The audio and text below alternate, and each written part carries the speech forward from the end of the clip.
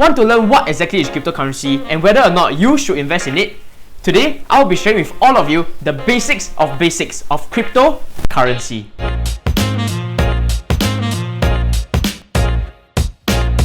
Hello everyone, welcome to the NASTI Dynasti, where we all learn about life-changing habits, skill sets, and mindsets to help us all become more nasty. As mentioned previously, I'll be covering the basics of crypto, which is the short form for cryptocurrency. From this video, you can expect to learn what exactly is crypto, where does it even come from, is it even secure, and lastly, whether or not you should invest in cryptocurrency. But in order for us to know all of that, we have to first understand the history of transactions, which can be split into 4 stages. Let's talk about the first stage, which is stage A. You know, back in the days, when people used to use trading as their primary form of transaction, so a very good example would be that farmer A uses 2 cows to trade for farmer B's 4 sheep. So both farmers will basically just talk about the trade agreements and everything before they carry out the trade. But as time progressed from there, we eventually reached stage B, where people started to find value in precious metals, which you and I may know as gold and silver. So gold and silver are basically the primary form of cash, and they are able to use it to buy anything they want.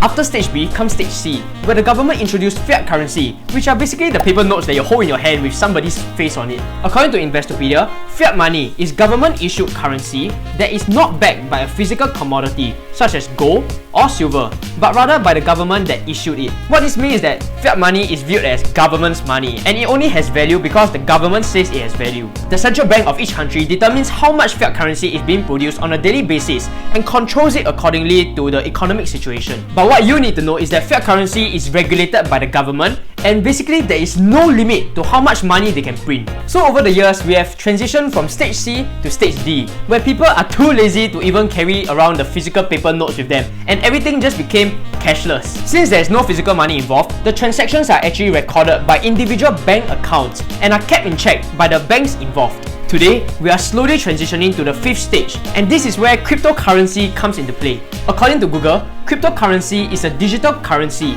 in which transactions are verified and records maintained by a decentralized system using cryptography, rather than by a centralized authority. So what exactly is cryptography? The easiest way to explain it is that it's basically a way for you to ensure that transactions are secure and safe with the use of algorithms. What this means is that stage E is actually a combination of stage C and stage D, where money is technically still being printed but not being regulated by the government, and secure online transactions are still taking place, but the banks are not the ones that are keeping track of it. Okay, so some of you might be very confused at this point, like, what the hell? Does this even work? Is this even legal? Is this even safe? To answer your question, yes, it works, yes, it is legal, and yes, it is completely safe. This can be shown by the creation of successful cryptocurrencies like Bitcoin and Ethereum. So basically, the end goal of stage E is such that secure online transactions can take place with cryptocurrencies, which are basically going to be the new normal currency that everybody all around the world will be holding. And there is no need for physical manpower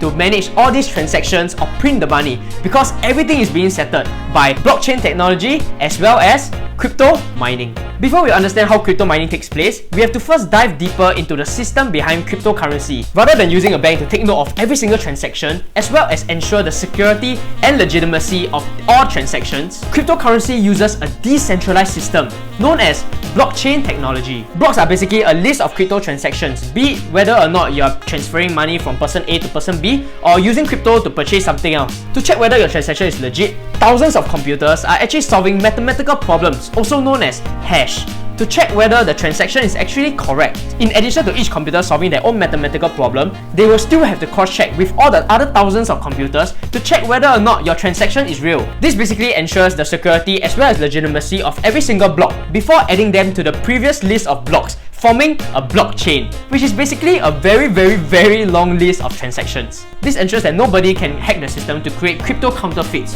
which further enhances the security of cryptocurrency. Then you might be asking, who operates all these computers and how do they even work? Actually, anybody can possess these computers. However, nobody needs to actually be manually there to solve the problems, because there are actually specialized crypto softwares that help to go and solve these problems. But these supercomputers are actually very expensive, and the software actually causes it to run at a very high intensity, which uses up a lot of power. This is also one of the many reasons why people say that cryptocurrency is not very good for the environment, because of the fact that it uses up a lot of electricity. But wait, if there are so many negative factors to just verifying crypto transactions, why would anybody want to offer the computer to do it? Let me tell you the secret, okay?